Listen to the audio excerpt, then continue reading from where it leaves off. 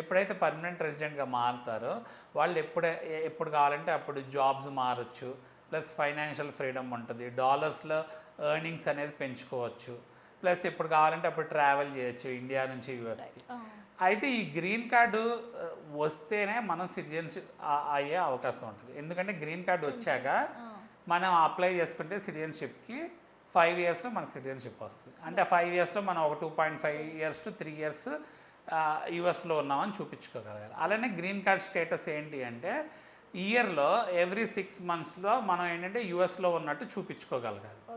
అంటే చాలామంది మనం అబ్జర్వ్ చేసి 6 మంత్స్ ఇక్కడ 6 మంత్స్ అక్కడ ఉంటూ ఉంటారు గ్రీన్ కార్డ్ వచ్చిన, లేదా ఒక 4 మంత్స్ ఇక్కడ 4 to 5 మంత్స్, ఒక 7 మంత్స్ అక్కడ అలా ఉంటారు అనమాట.